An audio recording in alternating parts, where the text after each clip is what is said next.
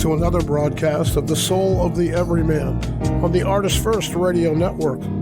All past broadcasts are podcasts.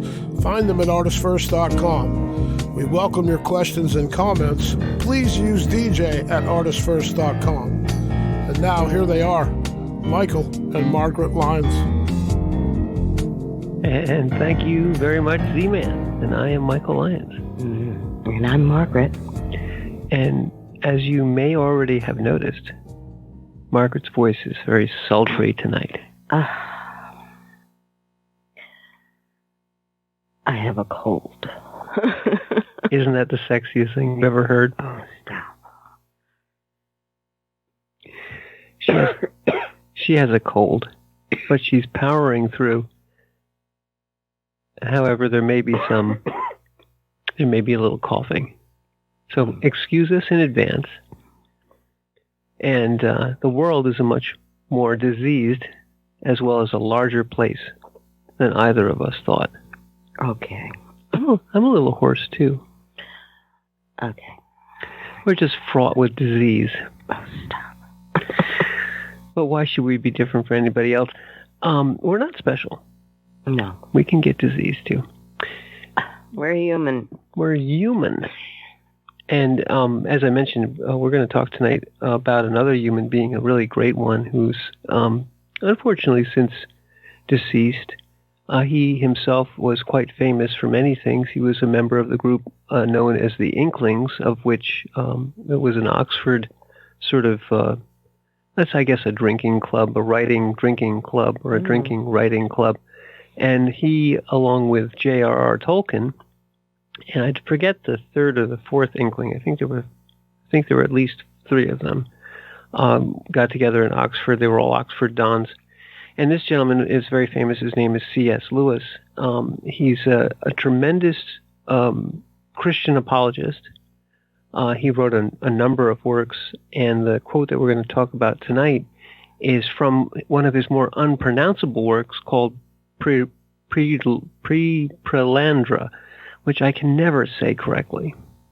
Okay. But it is one of his more famous sort of fantasy science fiction, but within it, as with much of his writings, and people are probably more familiar with The Lion, the Witch, and the Wardrobe, which is, although a children's tale, a very beautifully told, actually retelling of the salvation story. But we're not going to go into that in any great detail. But perhaps we'll lead off with the quote, because within it contains our premise, which is something that Lewis himself noticed, and what we're going to talk about tonight. And if you would like to spare your voice, I can read the quote, but it's up to you. I can try. All right, let's go with it. The world is so much larger than I thought. I thought we went along paths, but it seems there are no paths. The going itself is the path. C.S. Lewis.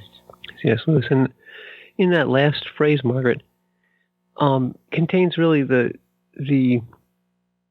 germ of the idea of this paragraph, which is that our lives are not a goal, rather, we're not living with a goal in mind, and I think many people here get deceived. I'll say deceived into thinking that life is a series of accomplishments, a series of goals, a series of tasks to be done, and that you have a defined or maybe multiple defined sort of endpoints, and that you hear it oftentimes with these silly bucket lists, and this is all the things that I have to get done, and once they're all done, I can, now I can die happy or whatever. I see. And that's the truth.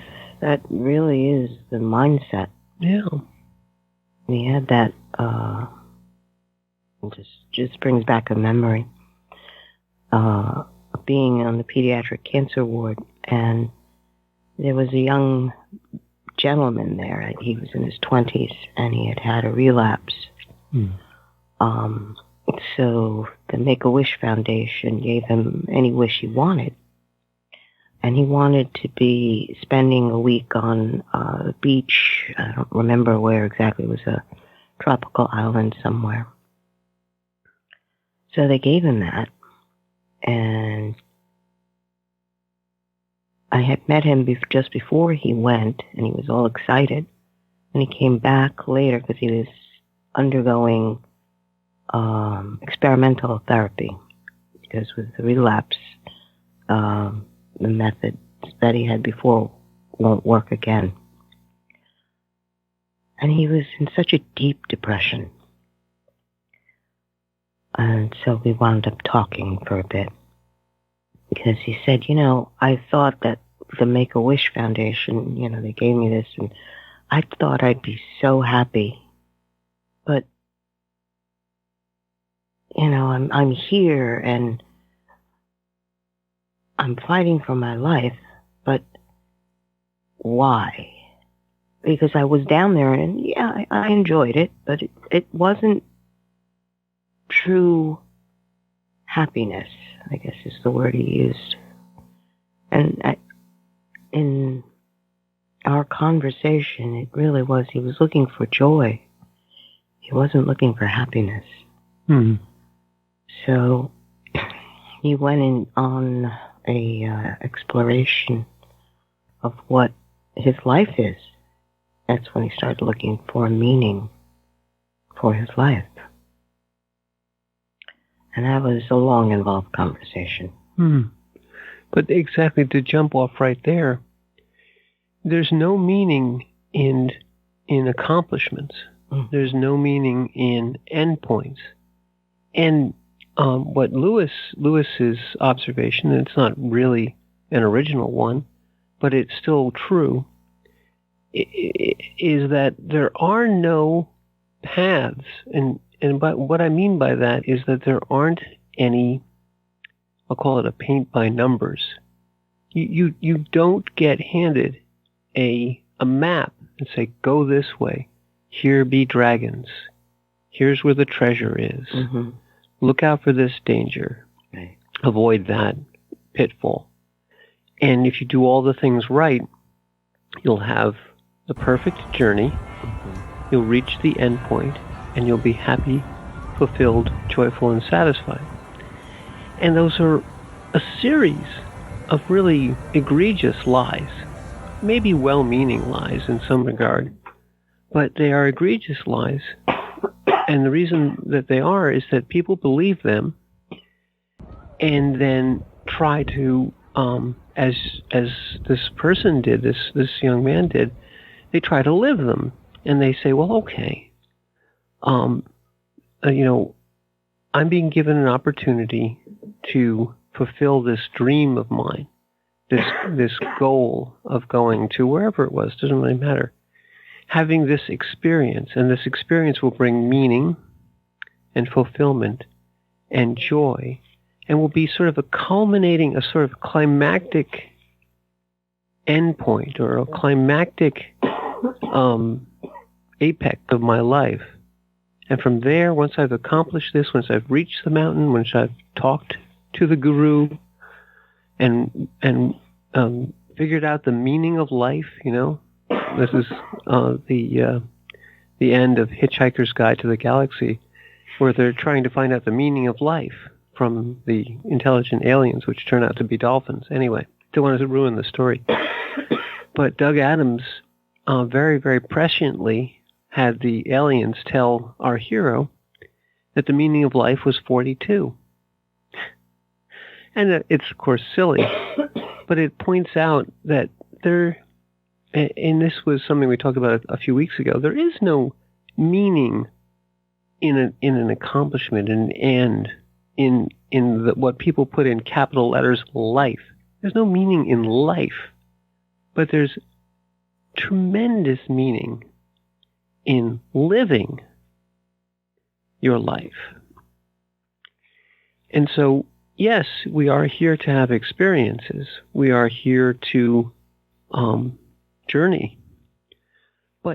But there aren't any shortcuts. There aren't any paths. And yet everybody, it seems, on the planet is trying to sell you or give you or teach you or guide you in their path. And many times these paths are, full of rules, full of directions, full of restrictions. Full of things to buy. Well, and also full of goals. We have reached step 1, and now you're going to go to step 2 and rank number 3 and rake a, Dan, whatever the heck it is, or, and you're at level 17, and, you don't want to drop back and be at level 14, because then you got to get to level 18 by the time you're 27, or, something will be wrong with the alignment of the universe. And people buy into this hard. And they do. Margaret just said it. They spend a lot of money on it sometimes, or they spend a lot of time on it, or they look for meaning in sort of a groupthink mentality, a community. Looking around and say, well, everyone else seems to be happy. I must just be out of step. I gotta do the extra thing. I gotta do the 17th push-up. I have to take the 47th book and read through the 19th chapter and get it memorized in my head and do all the things, and then it'll finally click. It'll finally hit me. And all those things are seductive, and they appear to have they appear to be correct. They appear to have gravitas or weight, and should be taken seriously, because you look around and say, well, everyone else is taking this so seriously, and they seem to be getting something out of it, and they seem to be, there seems to be something here that I should pay attention to and do, and I don't want to be, just wandering around, sort of aimlessly walking through life. I have to have a purpose and a goal and achievements and things I can talk to people about. So it sounds all very good, but and then you run into something like Lewis's quote here, and it says, the world is so much larger than I thought. And what that really means is that if you take every modality, every philosophy, every 7 steps to enlightenment, everything you've ever heard, and put it all in one big giant bin, it wouldn't even make a speck in the actual universe that you live in. Because there's an infinite number of paths. And one might say there is no path, because the path itself is really you. It's your heart, your free will, your perceptions, your unique take on the universe, and the situation, the now that you find yourself in, which has never come before and will never occur again. And never here is important. Never is a long time. Yeah. And you are a unique person. You will never be, oftentimes, Margaret, they say you'll never walk this path again. You think you can't go back to it. You can't. There's no do-overs. There's no respawns. You gotta be in the game right now. So you have to choose that you want to live. And there's really only 2 choices. It's either living or the slow path to dying. And when you realize something, it sounds awful. I know it sounds awful. But accepting that as a reality, that this choice is given to you in almost everything that you do. Everything you do. You either are in that moment of awareness that life is precious, or you're not. And you have the ability to participate fully in this moment, or not. And that it sounds too simple, maybe. It does sound so, and I think that's what people also sort of, it can't be that simple. Just live it. What are you nuts? We have to have rules. People just go willy-nilly living? Well, there are many concepts, that the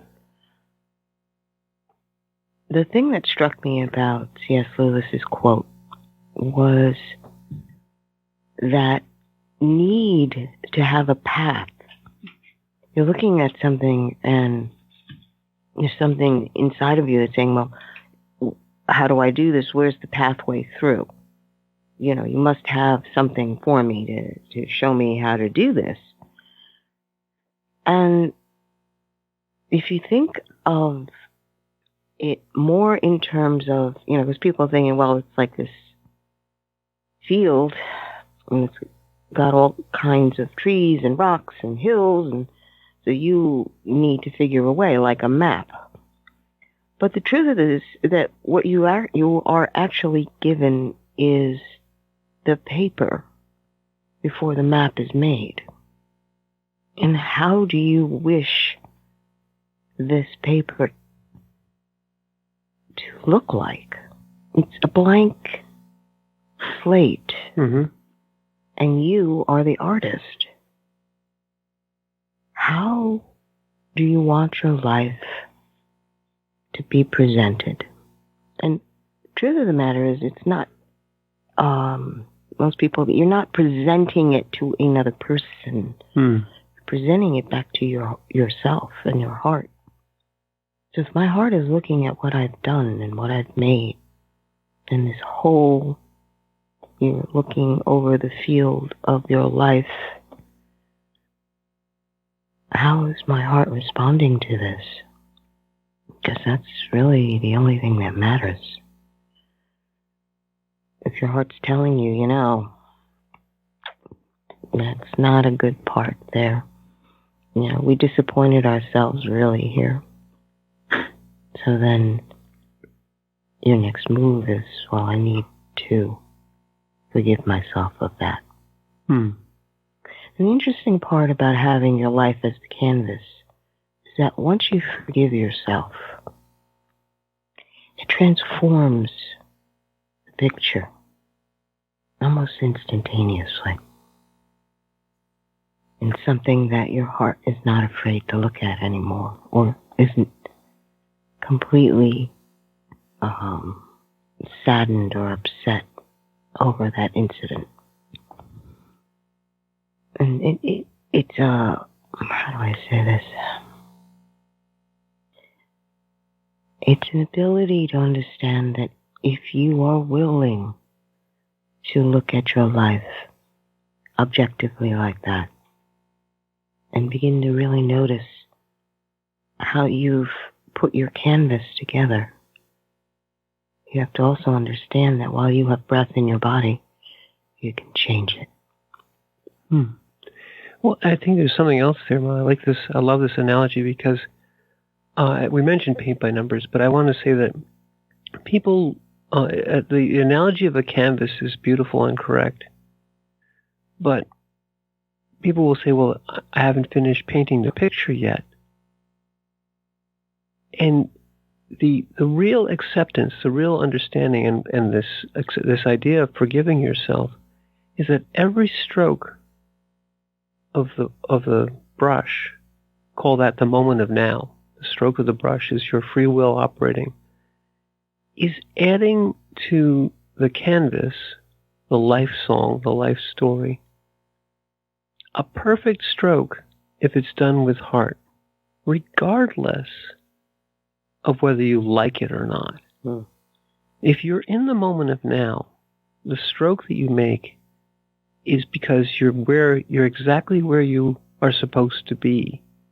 Your brush is moving with heart, with purpose, with the certainty of the timeless moment of now.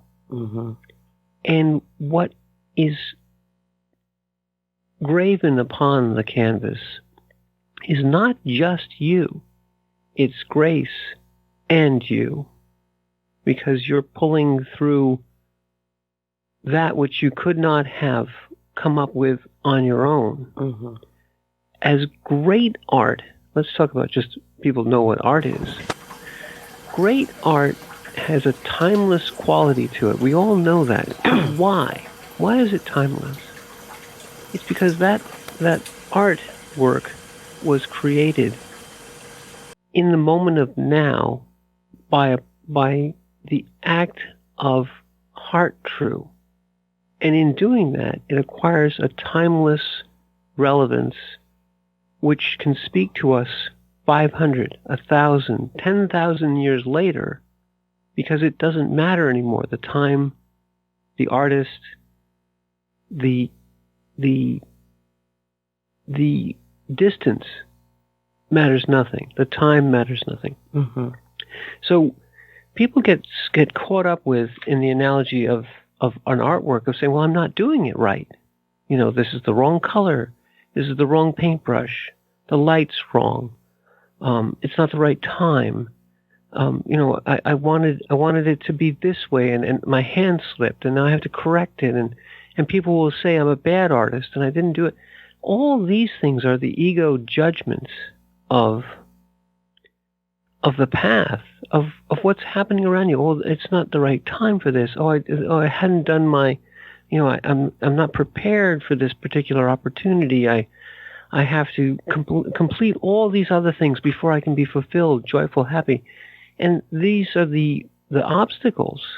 You know, the I'm not doing it right. I'm not on the path. I'm not following the rules. I'm painting outside of the lines. Mm. You know? And what if for you, Margaret works a lot with young children.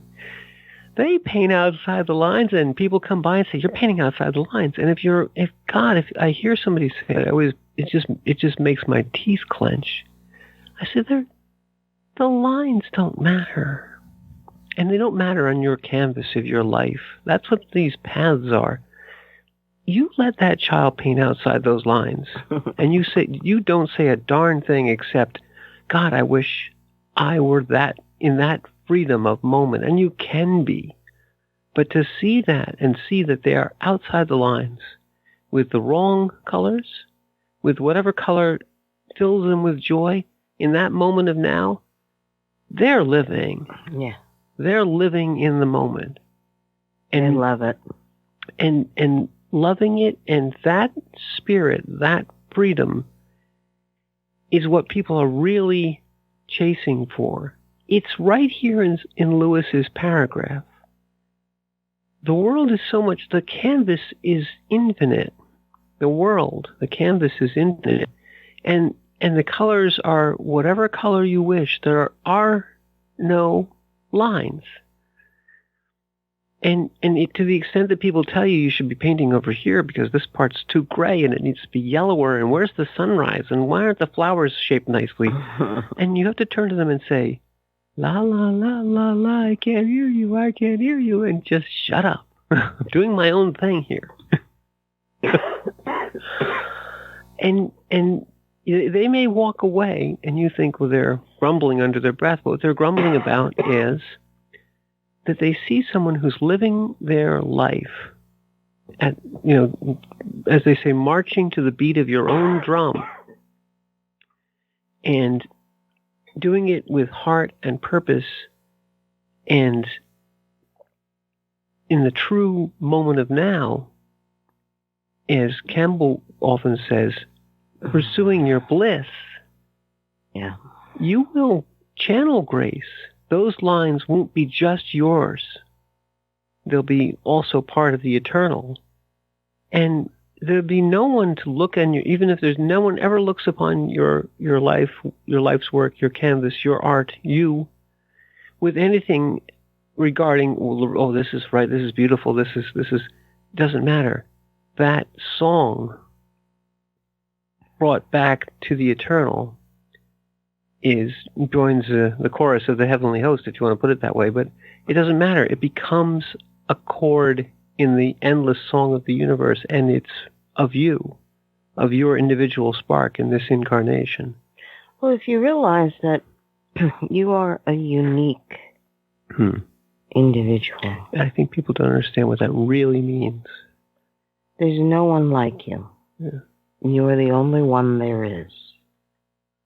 Why does your canvas have to conform to somebody else's expectations? Why should it ever?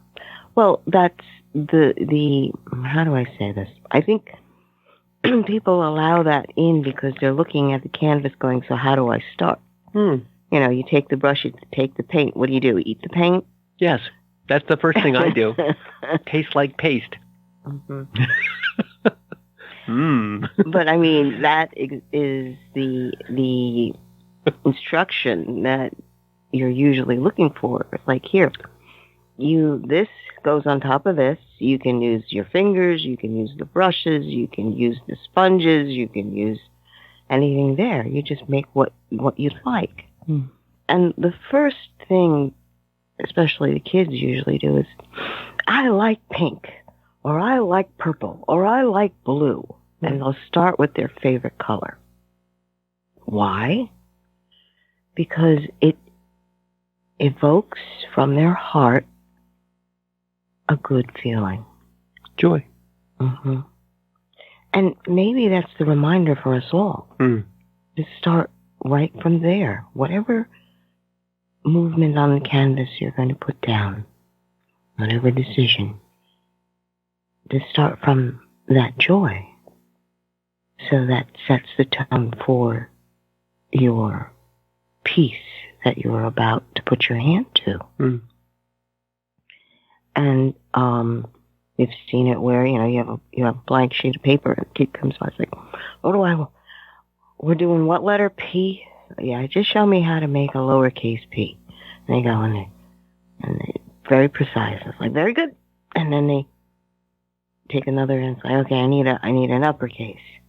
And they do that and say, all right, that's it, you're done. And off they go to play. If people would just realize that the task at hand, if you just explain what the task at hand is, and you listen to them and let them acknowledge to you, well, I really don't feel like doing that right now. I want to go play. It's like, yes, I understand. But I know that you are very smart and you could probably get this done pretty quick. And they're like, oh, okay. And what do? It only takes 5 seconds. And poof, they're done. Okay. But it's allowing them to see that you can cooperate with a larger group and you can meet expectations. It's just a lovely thing. But as I said, once they're at a canvas and it's not being required of them on what they're supposed to do, like show me the letter P, they go into, well, what do I want to create? And it's a lovely look that comes onto their face. Because they go internal and they're feeling, what is it that I want on this paper? The ones that do get frustrated are the ones that are sitting there going, what do you want me to do? What's the right way? Well, it's just, what do you want? What is expected of me kind of thing. And it's, well, this is, at that point, it's like, oh, this is something we're going to send to Santa Claus. What picture would you like to send to Santa? And then that inspires them into doing, I don't know, airplanes or Legos or making a Lego. It's just understanding that that's your consciousness, learning how to engage in a larger environment.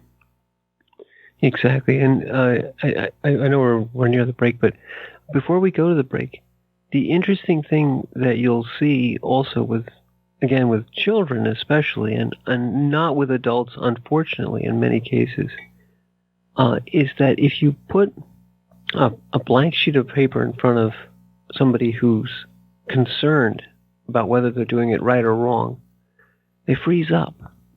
Like, well, I mean, what do you want me to do? And they'll sit there minutes, hours, days, weeks, unable to put anything down on the paper. If you put that same piece of paper in front of a 4-year-old and just say, here's a piece of paper. They may tear it into shreds. They may cover it in pink pastel. They may start to draw a dinosaur eating, a rock or something. Whatever comes into their mind flows onto the paper without any judgment, without waiting to see whether it's right or wrong, because those are not concepts they're trying to meet. The death of the moment of now is to wring it through the ego, make it fit a path.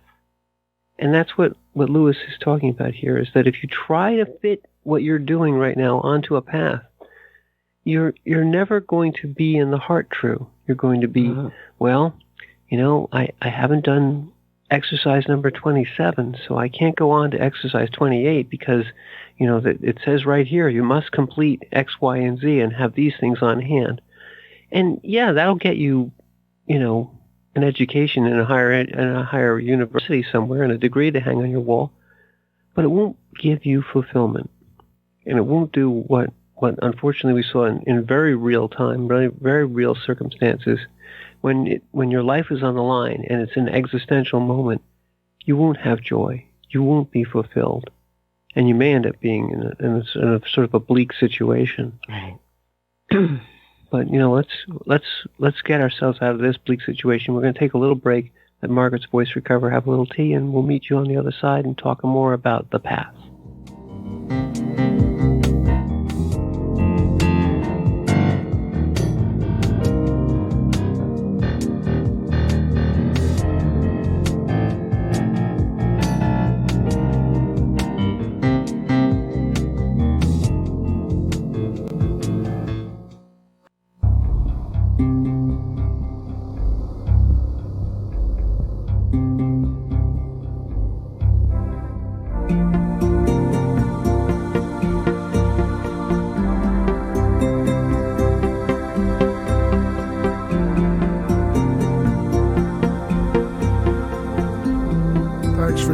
On the Soul of the Everyman on the ArtistFirst Radio Network.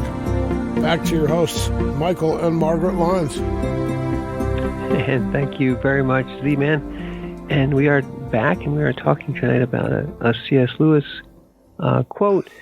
But really, what we're talking about is the fact that life, although by all the worldly means, people tell you that get on this path or this track or this way or that way, or do it the way that, you'll see whole cultures saying that this is the proscribed way to do X, Y, and Z. This is how you live your life. You've run into that.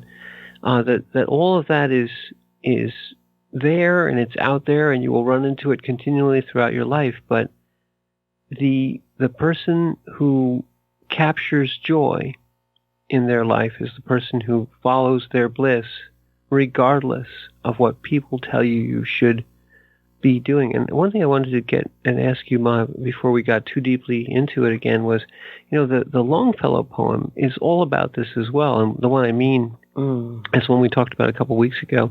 Right. In the very first line, which is the poem is a psalm of life. And the very first line is, life is real, life is earnest. And what he means is almost the same sentiment that is expressed here in Lewis's paragraph.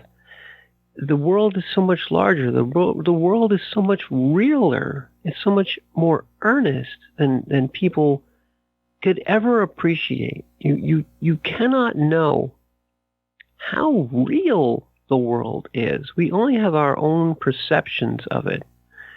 And the reality of the moment of now is an awesome, vast thing, which is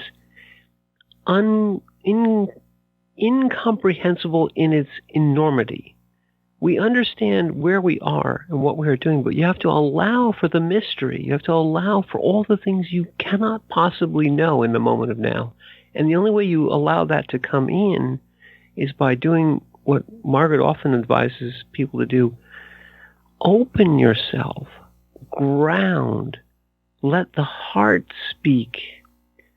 Listen to those whispers, because in that you will find not just your bliss, but the eternity, the enormity can flow through you. If you're in a situation where you don't know what to do, and people immediately scrabble, well, this one did this, and that one did this, and this one has this 7 ways, and you know, blue is always the best color, and no. That's all ego stuff.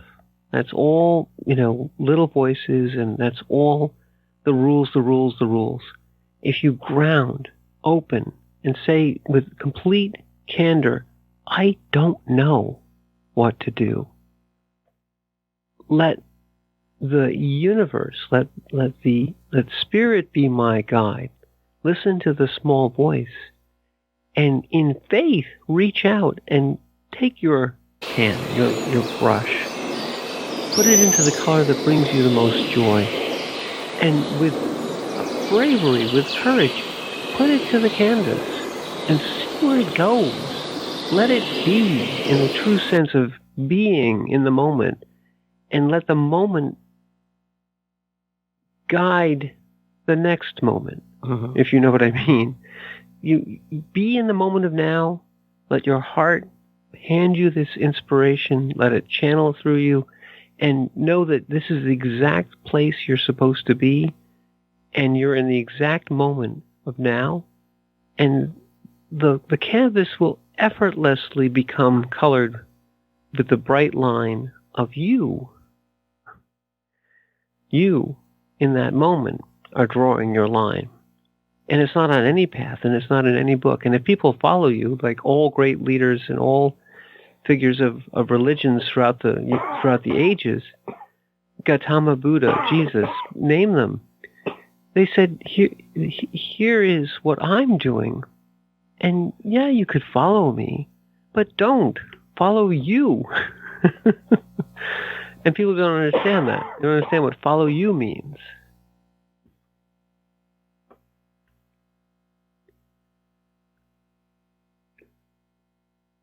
I'm so sorry. You're feeling bad. I'm sorry, guys. No worries. But to truly follow, you know, following your bliss, following you, is where you'll get to the actual moment. It's the definition of the you is the issue. You're gonna have to qualify what you mean by you. What I mean to say is that it is perfectly valid to learn everything you can about modalities, about spirituality, about connection, about grounding. These are all valid things. But if you use them instead of as a guide or as information, if you use them instead of that as a template, as a, well, this one says to do this in this situation. And if I look, we'll say, well, 4 out of the 5 things that they say that were happening are happening right now. So in the 5th one, I can't figure it out. So I'll just do what they did. And maybe it'll come out right, or maybe it won't. But you will get no joy from that. You'll get no fulfillment from that. You'll just say, well, I turned the crank and the thing happened, the light went on. And, okay. So what is the definition of you at that point? Well, I'm almost there. Okay. It takes me a while. I see. Gotta build up. I have to have 17,000 words. But the definition of you in that moment is you go within and you open up and you become in contact with your consciousness, the greater you, as Tolle says, the larger I. And in that moment, that timeless moment, because it doesn't, it's not something that you're on the clock. Oh, I missed that one, I have to go to the next one. In that timeless moment, in talking to the actual being that is you, what needs to be, why you are there at that moment of now, will just become apparent. The thing that you're coming into contact with is the manifest consciousness that is you, not the ego you, not the 4 out of 5 dentists agree you. Because those yous are there, and they love to try and direct that canvas and get it right and make sure that you put all the right colors in the right spots and fill in all the number 2s with Prussian blue. What you're saying then is it is not the concept that you have of you. Mm-hmm. It's not the mental construct that you believe you are. Exactly. It is the burning point within that your spirit and soul are together and experiencing what is unfolding around you, mm-hmm. and its color and texture and smell, and whether or not this is a moment of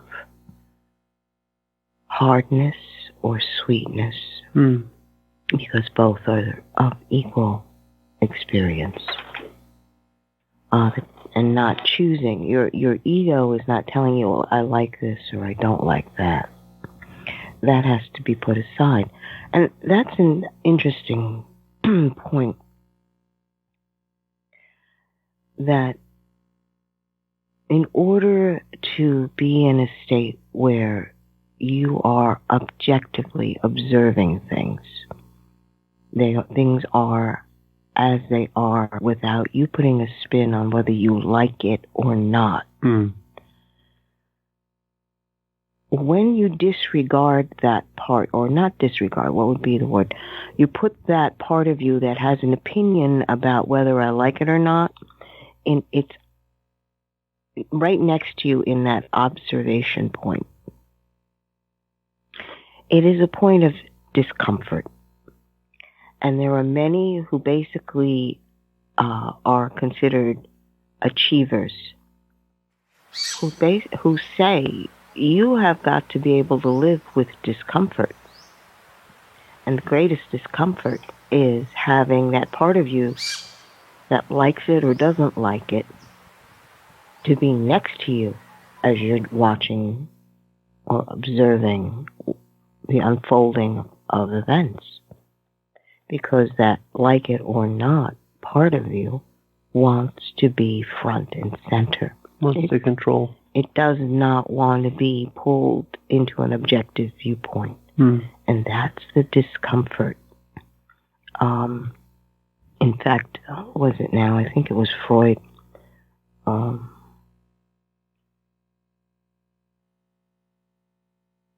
He was talking about this I can't remember the name of the book.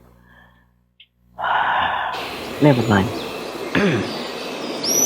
It all stems back to being in your own consciousness and being able to discern the difference between an ego opinion and a pure observation,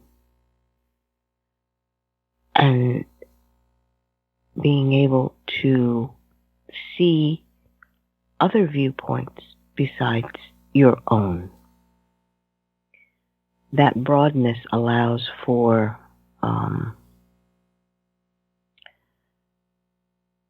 a good foundation to begin to know who you actually are. Well, and I love that analogy of taking what wants to be front and center, which is the ego.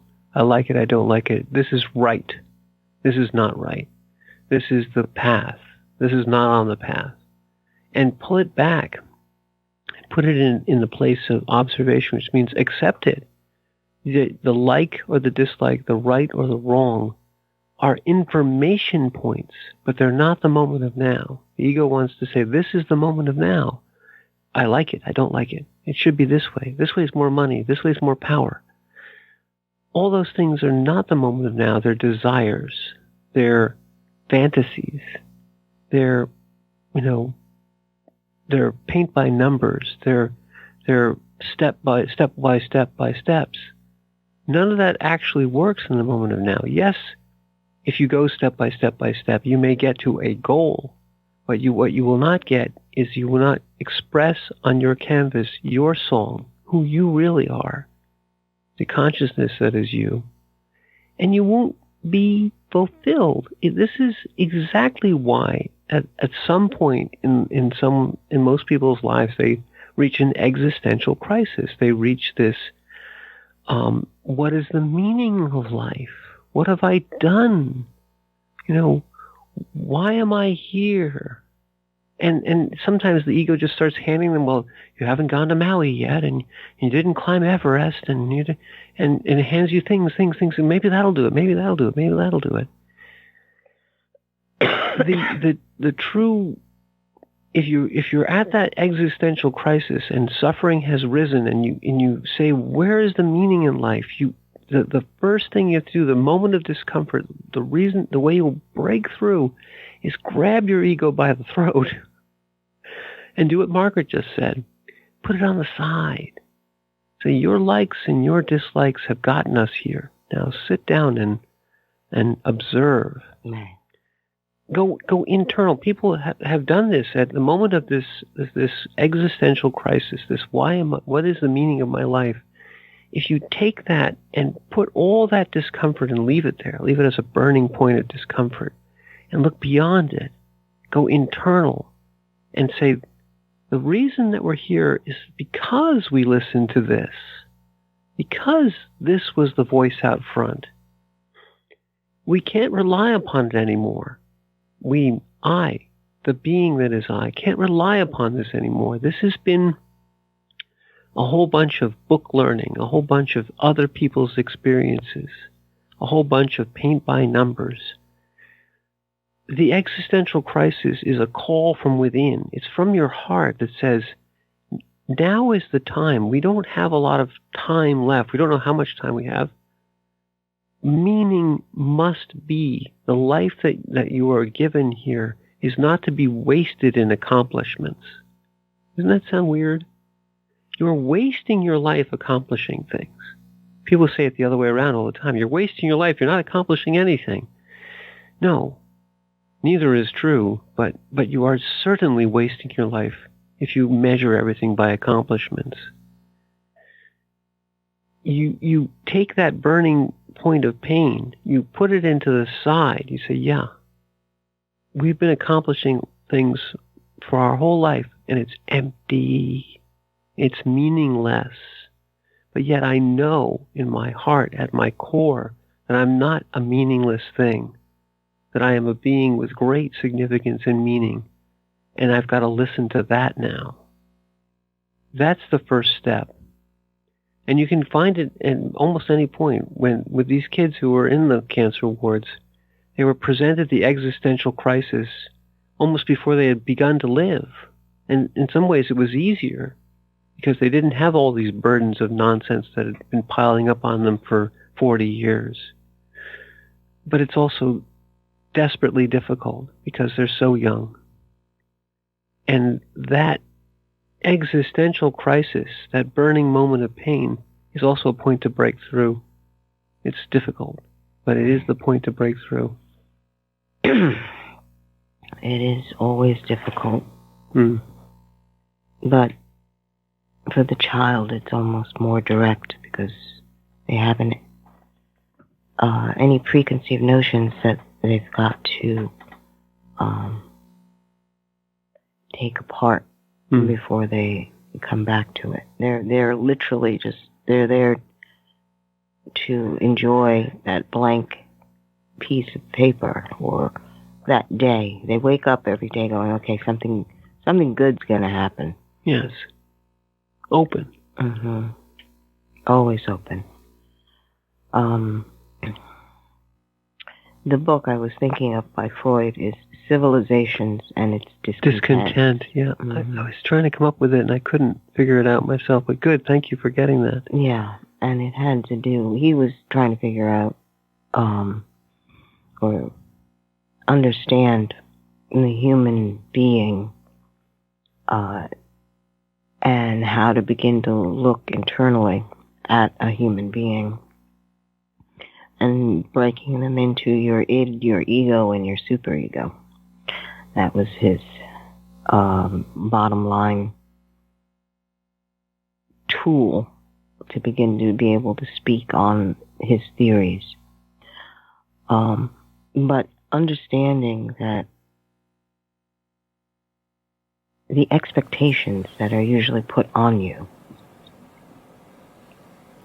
just as C.S. Lewis is saying, I thought it was supposed to be a pathway.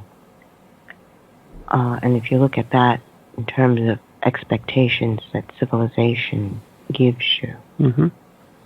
And how many people do you know have railed against expectations by the family, by organizations, by school, by work, companies, governments. Government, yeah. Mm-hmm. And we as human beings, we don't like to be constrained that way. People will subject themselves to it if they're afraid and they feel that somebody else has a better answer than I have. Mm. But even then, when you think that's happening, you have to do an internal check. Because your heart will tell you, this may sound good, may sound real good, but there's something wrong. I'm not comfortable with this.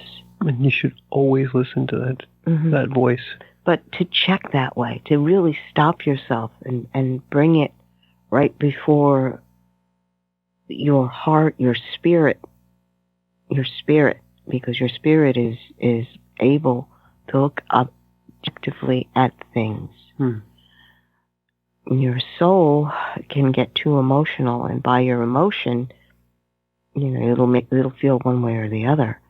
It would be good to know when what you're feeling is a response from your soul or a response from spirit. And spirit will not lie to you. It's very high frequency. Yeah, it just and when you're working from a foundation set in love, your motivation for making this decision is out of love. That helps tremendously, because when it clicks properly. Or am I making this decision for my loved one out of fear? Yeah. Now to be able to discern the difference between those two, that takes a lot. It takes a lot, but once you've found it, it's a stark difference, because decisions made out of fear are such a lower frequency. They'll, when you're afraid, and I think everyone has had this experience, your stomach churns, the pit of your gut, there's a visceral reaction. And when you're making a decision out of fear, you're sick to your stomach. You've heard that phrase. When you're in the heart, when you're in the purest, call it love, but it's that heart voice, those decisions, when you make them, there isn't necessarily a visceral physical reaction except peace. They have a joy within them, even if there's something which is existential. This is why people go joyfully to their death, because if they've gotten that from the heart, they know that this is right. This is truly the fulfillment of my experience here. This is the true apex. I have to give my life for another. And it is done with this purity and certainty that people marvel at. They say, how could you do that? How could you give that ultimate sacrifice and do it almost so willingly, without any fear? Because in the heart, in the moment, when you are sure, fear leaves you and it frightens tyrants. Okay. It says, if you want to see a tyrant afraid, see their enemy, say what needs to be said in purity and with the voice of the heart, and nothing they can do, they can destroy the body, but that voice from the heart strikes fear into them. Right. And we've reached the end of our hour. I was afraid of that. Mm-hmm. So I'm Margaret. And I'm Michael. And thank you for listening.